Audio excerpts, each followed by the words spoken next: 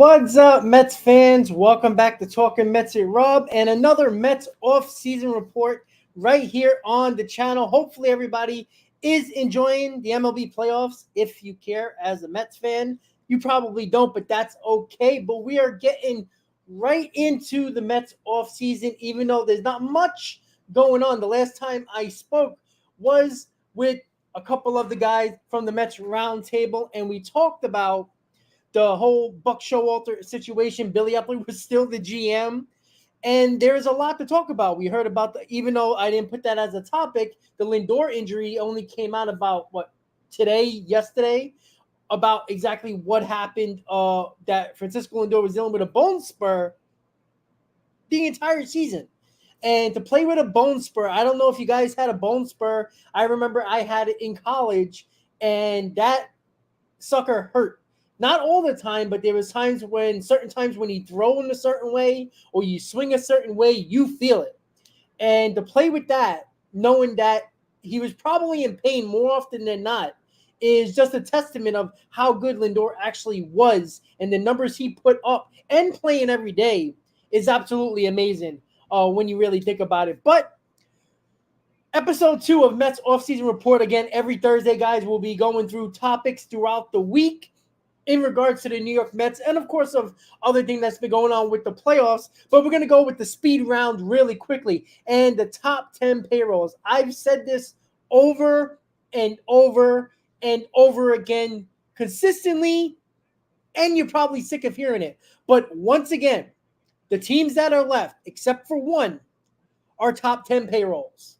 And I keep on continuing to say it that, yes, money does matter. Payrolls, yes, money isn't the end all be all. You got to work around certain things. You got to buy the right players. You got to put certain players around them that might not cost a lot of money, but might fit the team well, right? The Arizona Diamondbacks are an anomaly. Do I think they're going to win the World Series? No.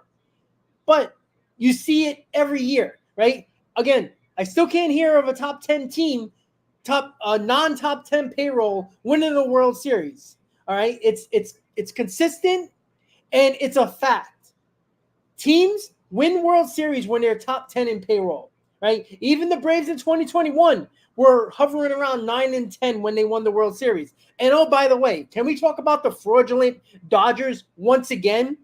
This team cannot get to the promised land and win it in a full season. That fraud World Series that they won during the pandemic year is a fraudulent World Series. I don't care what any of their fans say. Could we stop it? They choke every year in a 162-game season. They're always the top 1 or top 2 best team in baseball, and they choke in the playoffs every year. They got embarrassed by the Arizona Diamondbacks. Oh, by the way, the Mets were 5-1 against the Arizona Diamondbacks. Go figure, because last year they dominated the Phillies, and the Phillies made the World Series. When it comes to the Dodgers, can we stop talking about how good this team is and how bad of a manager Dave Roberts is? All that talent on that team, and they still can't find a way to win a World Series in a full season. All right? I don't want to hear about the pandemic championship. It's nonsense. That's the way it goes. And on top of that, right, I don't want to hear about the excuses that we're going to hear from Brave fans once they get trounced by the Phillies tonight. All right? Dodgers are going to talk about, the rotation. Yet, you didn't hear a peep from them when their rotation was in shambles and they were winning and running away with the division in the West, along with the Braves, who had a lot of pitcher rotation injuries. But I didn't hear those excuses all year. But I'm going to hear them in the playoffs? Sorry. All right, because you know what? The Texas Rangers had injuries. I mean, they signed the guy in Jacob deGrom, out. They traded for Max Scherzer, out. But you know what they also did? They also brought guys in at the trade deadline to help out as well. Unlike, the Dodgers who brought in Lynn. That was, listen, I don't want to hear about injuries, okay? Because if that's the case, I can use all the injuries under the book when it came to the Mets, right? I can blame the Marte injury. I can blame Scherzer's oblique, right? I can blame a lot of issues, but I'm not going to do it. You play, you put the cleats on, you play on the field, you're not injured. That's the way I'm going to see it. That's how it goes. So the fraud Dodgers are back once again in the full season. And I don't care. You want to remix this saying about the Dodgers and send it to Dodger fans, gladly do it, because they cannot give me a fact that fraud of a World Series in the pandemic year, in the 60-game season, that was the only reason why they won, because they choke every year. They can't beat the Mets in the playoffs ever since they did it way back when in the 80s. All right? 88, when they beat the Mets, right? That was the only time they beat the Mets, right? But ever since then, the Mets handled the Dodgers. We can go for many years in the past. When the Mets make the playoffs and they face the Dodgers, the Mets beat them. The Dodgers choke.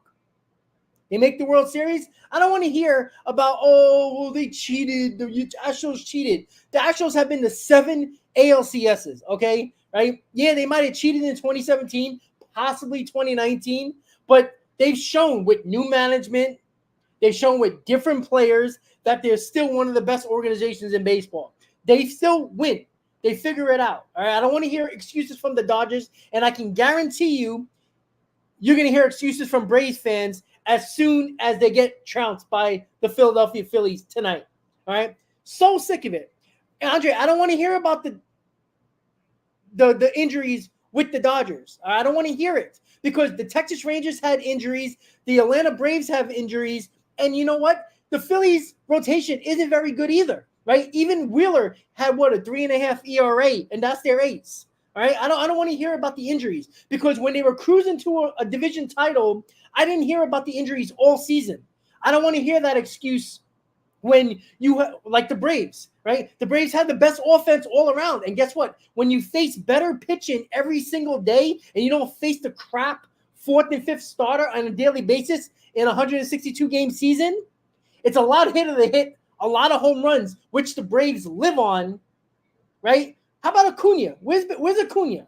All right, I'm so sick and tired about hearing about how good Acuna is, and he comes up small in the playoffs. I don't want to hear that. I don't want to hear it about the pitching injuries, okay? Because I can bring up 3 or 4 teams that have pitching injuries that should be out of the playoffs, right? The Rangers shouldn't be in the ALCS, right? What happened to their pitcher? Their pitcher was in shambles.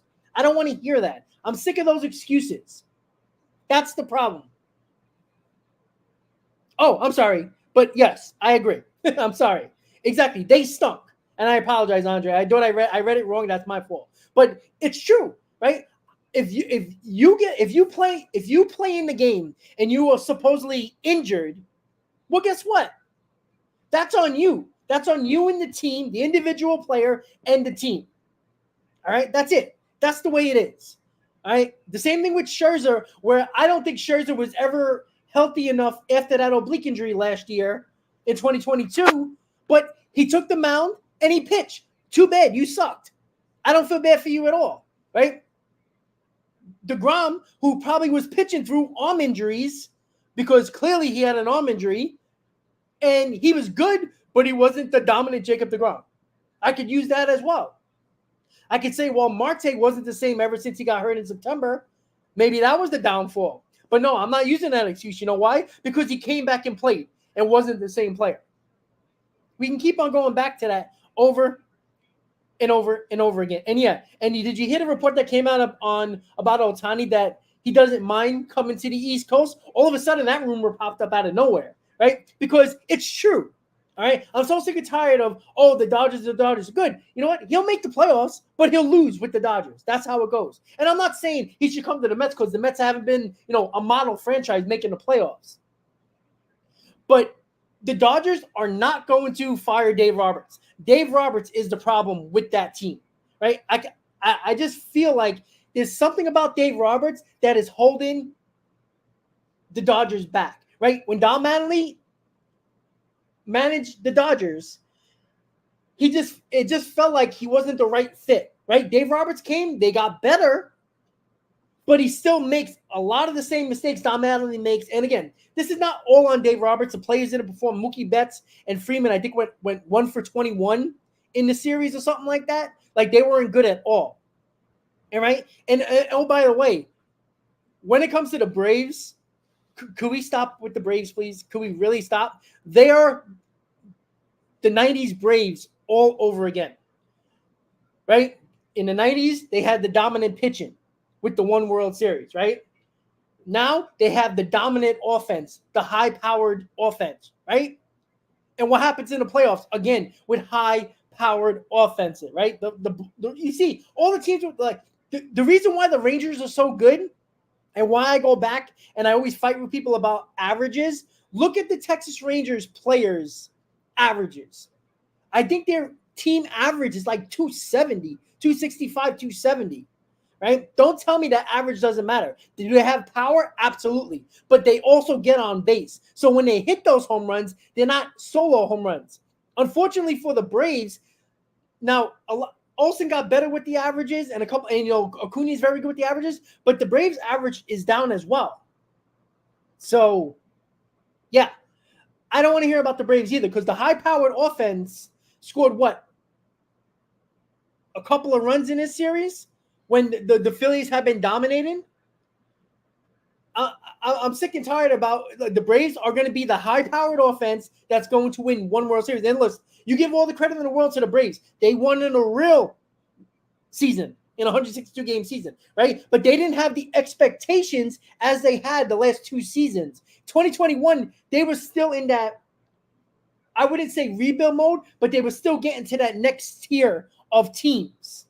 Right? They were still getting, the rest of their guys up, seeing where they are. They weren't a particular team that was a favorite to, go deep into the playoffs. And at the deadline, they were hovering around being sellers or buyers or sellers. And and that's another. I'm telling you right now, they're going to be the model of the 90s teams. Not that the Braves are not good. That's not what I'm saying. The problem is when you look at the 162-game season and then you look at the Braves and how they beat up on the fourth and fifth starters every fourth and fifth day, even number three starters, when you get into the playoffs, you're facing the best of the team you're facing, right? You're facing the best. You usually face, especially in a short series in the DS, where you're going to face probably the 1 and 2 guaranteed, maybe the 3 starter, and you'll probably get the number 1 starter for that team once again. So you're not facing the 4th and 5th starter that have 4 and 5 ERAs. And, oh, by the way, the Phillies have the Braves numbers since last year. The Phillies just had the Braves number. And listen, it is what it is. There's certain teams that have another team's number. The Phillies has the Braves number, right? There's no doubt the Braves, quote unquote, are a better overall team than the Phillies. But again, that doesn't mean nothing in the playoffs. And again, the Phillies seem like they're battle tested in the playoffs, right? Bryce Harper was garbage as a National in the playoffs. He choked every time with the Nationals, right? Harper he's just really getting into his prime now, and the talent's just taking over in the playoffs. He's been excellent, especially against the Braves in the playoffs. We'll see how that goes, and it could be a rematch in the World Series once again, but we'll see. But my thing is that it's the same thing over and over again, and why I continue to say just get into the playoffs, because there's a pretty good chance the NLCS will have 2 wildcard teams once again. And I don't want to hear about the layover and the 2 best teams in baseball having the rest because they're the 2 best teams in that league, and they get more days off, and it's been a problem. Maybe it has, maybe it hasn't, but it hasn't been a problem for the Astros. So does it work for some teams and not others? Does it hurt the younger teams and help the older teams?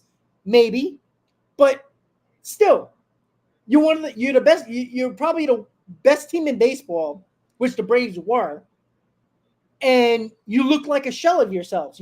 Again, they're a home run hitting team that when you face pitchers that are your top 3 pitchers that you face against, and you don't have to worry about the 4th and 5th starters, and you're using your best bullpen arms on a daily basis, you're not seeing the crap of the teams that you're facing. So, yeah, it's going to be a lot harder to hit multiple home runs. And again, the Braves are not a team that can put a lot of hits together. They got a couple of guys that increased their averages and, increased their on base a little bit, but they're the same team. They're a home run hitting team. And again, The Phillies, yes, are a home run hitting team, but you see how they work the counts. They get on base. And then when Harper hits that big home run, or that Castellanos hits that home run, the guy's on base. And there's no doubt the Phillies have pitched better. So we'll see how it goes. I think the Braves are done. But we'll see how it goes. Again, you know what? The Braves are the best team in baseball. They're going to get the respect. I think they're going to come out swinging. But, you know, Suarez has been a better road pitcher than home pitcher, so we'll see how that goes. And I'm not sure who's pitching for the Braves tonight. But to be honest, I don't even think it matters. But we'll see. I'm not even sure who's actually pitching for the Braves, but it really doesn't. Well, Jay, I wouldn't say that because the Astros have no problem.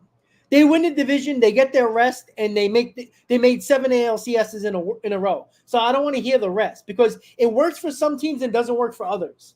All right? You know what I think it is? Especially with a team like the Braves, I think they're a team that is very full of themselves. I think they go into the playoffs extremely confident, thinking they just have to show up and win.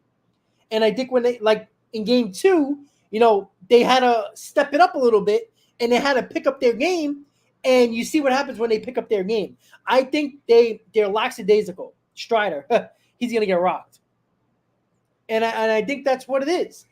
You know, I don't, you know, they're a talented team. We all know that. But I think they too many times they kind of intimidated their opponent. And that's the way it is. Yeah, Star Wars, I agree. Look, listen. Are the Phillies a great team? No. But they find ways. They find a way to get hot at the right time, and they do the right things right at the right time. And again, you know, their flaws last year caught up to them in the World Series, right? Their defense and the lack of home runs, right? The big thing about the problem with the Phillies in 2022 and why they barely got into the playoffs was because their defense was horrible, and they weren't hitting. They were hitting the home runs, but they weren't getting people on base. In the playoffs, if you look at how they played in the playoffs last year, they started to get on base, getting better at bats, having people on base when they were hitting those home runs, and their defense got better. That helped them throughout the playoffs. And then in the World Series, the problem that they had during the season crept up in the World Series against the Astros, and basically, probably that's why they lost the World Series. Now, could that change this year? Absolutely. I think they're a better team than last year. You know, obviously with Trey Turner, but I think their defense is better. I think their bullpen is a little bit better. I don't know about their rotation. I think their rotation will scare me against the Astros because again, the Astros, they're confident. The Astros are very confident. They're a team that knows all about it. They know the ins and outs. They're comfortable, right? We'll see how that goes. Now, it would be funny. Now, it would blow up my whole top 10 payroll wins the World Series every year. A team in the top 10 payroll. Again, the Arizona Diamondbacks are the only team that are not in the top 10 in payroll. So, again, that's an anomaly. I don't think they're going to make the World Series. But again, I didn't think they were going to beat the Dodgers either. So, we'll see.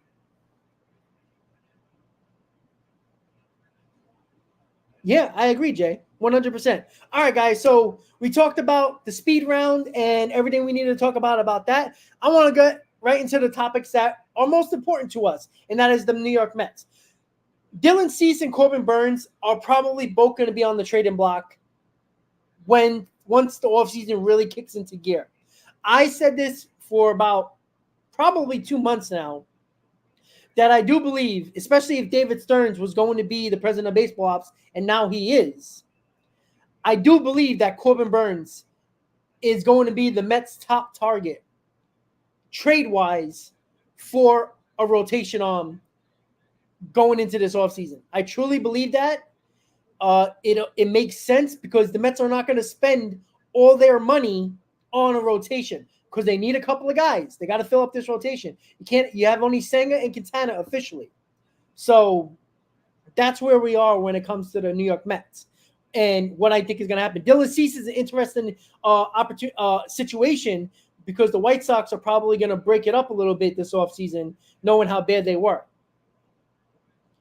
So, well, Yamamoto and Imanaga are two question marks coming from Japan. Yamamoto, I don't think is going to be a problem, but Imanaga, you just don't know, and you can't rely on guys that have pitched every 6th day and put 3 of them in a rotation. You can't give that many guys days off, extra days off. Maybe in April you can, but when you get into the middle of the season, it's hard to do that. So that's where I am when it comes to the Mets. So yeah, exactly, Joe. And Dylan Cease is an interesting option. I wasn't the one that brought that up. One of the guys on the Mets roundtable was the one that brought that up. I believe it was Nelson or Chris that brought that up in regards to Dylan Cease, which was a good idea. That's another interesting arm, and that's a guy that's the top of the rotation arm as well. But I think with David Stearns and his connections with Milwaukee and knowing what the farm system looks like for Milwaukee, he knows exactly what they need and are looking for. And Corbin Burnes will be the perfect guy to put at the top of the rotation along with Kodai Senga as your 1 and 2. So that's where we are with that. The Juan Soto trade, and this is going to be a pretty quick offseason report, guys, because the Rangers have their opener tonight, and I'm definitely going to watch that as they're playing right now against the Sabres in Buffalo. So Juan Soto trade scenario. I think that is more likely than signing Ohtani. I'm going to link those comments together. Because I do think that now it really depends. What are the Mets really going to focus on? Because Corbin Burnes and Juan Soto both are going into their contract year. So it'll be very interesting to look at what is going to be the ideal situation.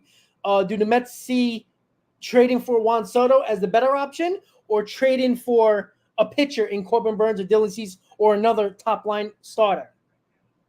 That's going to be a decision that Stearns is going to have to make. I think either one is going to cost you a decent amount. Maybe Juan Soto might cost you a little bit more, but pitchers are a premium. So you wouldn't be shocked that the pitching in Dylan Cease or Corbin Burnes might cost a little bit more prospect-wise than Juan Soto, because Juan Soto is going to also cost a big, big contract, along with the pitcher as well. But Juan Soto is probably looking for $400 million. So that's where you got to look at it when it comes to the Mets. I do believe that an everyday player is probably more important, and you focus more on making the trade for the everyday player than the pitcher. But as much as the Mets rotation needs help, I wouldn't be shocked if Corbin Burnes is the guy. So, and this is only going to be a half-hour show, guys, just so you guys know. So if you missed a little bit in the early parts, just replay it and you'll get the full vibe of that. Mauricio or Baty, I think one of them is going to be gone. Most Met fans are going to say Mauricio because Baty has been bad. Mauricio at least shown what he can do. Baty really hasn't. And I think Mauricio is more of a player. He looks like a baseball player. Baty just seems a little awkward. I think Baty's going to be good, but I think a lot of people think Mauricio is going to be better. Mauricio has more trade value. That's where we got to look at with that. So we're going to end this in a little bit, guys. I'm going to watch the Rangers come as the Rangers just scored. Lafreniere just scored. Let's go Rangers, by the way. All right, guys. So Mauricio or Baty. I would trade Mauricio if it's for the right guy. Who that is, I don't know. We'll figure that out. So it's going to be a quick one, guys. We're going to end it in a second. So enjoy the game, the Ranger game. Rangers winning 1-0. Lafreniere just scored. That's my guy. 1-0 Rangers. Once again, guys, I appreciate the quick Mets offseason report. I apologize. I do have to go. I just wanted to talk to you guys quickly, replay it, the half hour of the video, and let me know in the comments, guys, what you think about what I said. So with that said, guys, everybody have a great night. Let's go Mets. Let's go Rangers. Everybody have a great night. I'll see you tomorrow night. Mets Roundtable, special day, Friday night, 7 p.m. Have a great night, guys. Let's go Mets. Let's go Rangers. Good night, guys.